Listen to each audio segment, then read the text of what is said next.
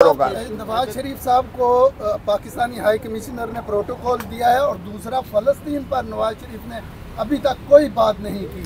पहली बात प्रोटोकॉल की, इससे ज़्यादा शर्मनाक बात नहीं हो सकती है। ये जुर्म है, जुर्म है। आप देखें कि 216 ताज़ीरात पाकिस्तान एक मफरूर सज़ा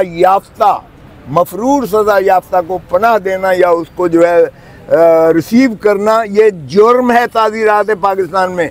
ओ भाई, जहां आपने इतने कानूनों को तहस नहस फेरी, वहां इसको भी तरमीम कर देना था।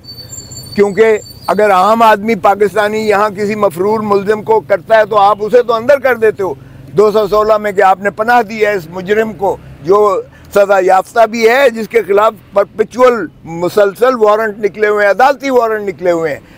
लेकिन उनका तो आप ऐसे दिखा रहे हो और कि एम्बेसडर हमारा गया है, एम्बेसडर उसे रिसीव सी ऑफ करने गया है। ओ भाई, शर्म आनी चाहिए। इसी से मतलब मकसूद ये था बताना कि हुकूमत हमारी है, इसका बताना ये मकसूद था कि ये तसलसल है पीडीएम की हुकूमत का। उनके 4-5 वज़ीर जो हैं पीडीएम, ये यानी नवाज शरीफ के, शरीफ बरदरान के, फवाद अहमद फवाद से लेकर आज चीमा से लेकर डॉक्टर साहब से लेकर, ये बताना था एम्बेसडर का वहाँ आना कि अभी भी ये जो है हुकूमत इन्हीं की है। तो इन चीज़ों से आवाम को गुमराह आप नहीं कर सकते। इस बेईमानी और बददियानती से जिस तरह ये हुकूमत चलाई जा रही है, जिस तरह से प्री पोल रिगिंग आप कर रहे हो, जिस तरह से आपने आवाम के ऊपर जो है एक सुनामी बोझ डाल दिया है महंगाई का और तमाम तर अफरात ज़र का और हर चीज़ का, ये नवाज शरीफ पापाए रोम के आने से कोई फ़र्क नहीं पड़ेगा। आकर ज़रा देखें जो शहबाज शरीफ के साथ हुआ है, जो मरियम के साथ हुआ है, लोगों ने ठुड्डे मारे हैं गाड़ियों को और चोर चोर के नारे मारे हैं। आकर ज़रा ये भी देख लें, करें इलेक्शन कमीशन की भी इनकी बांदी और लौंडी बनी हुई है। क्यों नहीं ऐलान करते इलेक्शन का? खोसा साहब बताइएगा कि आप बहुत बड़े दावे कर चुके हैं कि नवाज शरीफ पाकिस्तान नहीं आएगा, टिकट कैंसिल हो जाएगी, हर बार कहते हैं, अभी भी आपने इतने बड़े दावे पे कायम है? हाँ, कायम हूँ, बिल्कुल कायम हूँ। आपने सुन तो लिया है, मैंने तो अर्ज़ किया है कि अभी वो कतरी ख़त जिस तरह ऊपर से नाज़िल होगा, अब भी कोई चीज़ ऐसी हो जाएगी नाज़िल के प्लेटलेट जो है वो कम हो जाएंगे। कौन सी ऐसी मुश्किल बात है यहाँ से प्लेटलेट को कम करवाना या बढ़ाना या इस तरह की रिपोर्ट्स जो है करना। और माशाअल्लाह हमें बेवकूफ़ बनाना तो बहुत ही आसान है। पाकिस्तान के अवाम इतने मासूम हैं, इतने मासूम हैं, इनको तो किसी तरीके से भी आप कुछ कह के भी गुमराह कर सकते हैं। और ये गुमराह करने के माशाअल्लाह मास्टर हैं और ऐसी ऐसी अफवाहें उड़ाते हैं। इंडस्ट्री खोली हुई है, फैक्ट्री खोली हुई है, और फिर माशाअल्लाह पूरे का पूरा आपका मीडिया इस तरह से उनको दिखाता है जैसे ये पापाए रोम बादशाह सलामत तशरीफ़ ला रहे हैं और ये प्रजा को हुक्म देते हैं। आप देखें ये ऐसे करते हैं, बयानिए देते हैं। तो अगर इस किस्म के आप बयानिए दोगे तो मेरी जो बेचारी मजलूम अवाम है, जो इस कसम पुरसी के आलम में है, जिसका दो जीना हराम कर दिया है, जिसको लूट कर हमेशा धरती माँ को इस तरह किसी ने नहीं लूटा जिस तरह से शरीफ फैमिली ने लूटा है। आप ज़रा देखिएगा, पाकलैंड में दुनिया के अमीर तरीन जगह पर रह रहे हैं। दुनिया का ये अब भी कहते हैं चार्टर फ्लाइट करके आएंगे ये माशाअल्लाह। पूरी की पूरा टब्बर ख़ानदान वहाँ जाकर जो है महीने से बैठा हुआ है।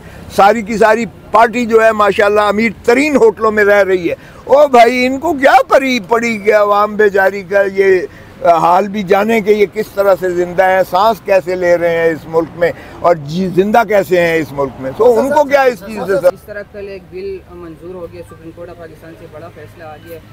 खबरें गर्दिश कर रही कि नवाज शरीफ इस वजह से वापस आ रहे कि वो वज़ीर आज़म बनने जा रहे हैं। तो सर, क्या इस एक्ट का इतलाक़ तो माजी के ऊपर भी नहीं होगा?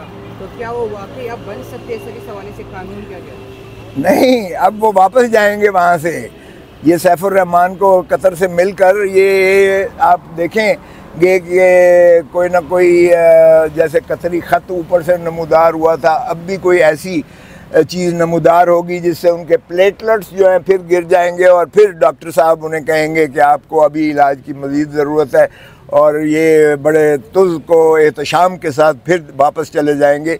क्योंकि ये उनकी सारी आस और उम्मीद पर जो है पानी फिर गया है। क्योंकि 8-7 की रेशो से, एक वोट से सुप्रीम कोर्ट में ये उनका रास्ता बंद कर दिया है, क्योंकि उनके लिए अपील के रास्ते ख़त्म हो चुके। इसलिए इस जो कल का फ़ैसला आया है उसमें बाकी चीज़ें तो अपनी जगह पर, लेकिन जो उनको फ़ायदा मिलना था कि अपील का हक़ उनके लिए खुल जाना था वो, और उनका तरीन साहब का जो अपील का हक़ खुलना था वो ख़त्म हो गया, क्योंकि इसका इतलाक़ आइंदा से होगा। इस शिक का इसका इतलाक़ उन मुकदमात से नहीं होगा जो पहले फ़ैसला हो चुके।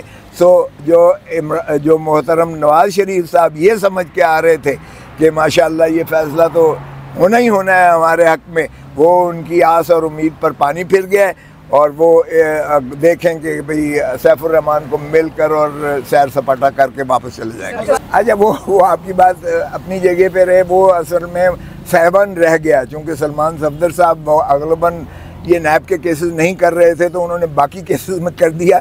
ये 2 केसेस जो है उसमें से ओमिट हो गए, ये इंशाल्लाह हो जाएगा, ऐसा कोई बात नहीं।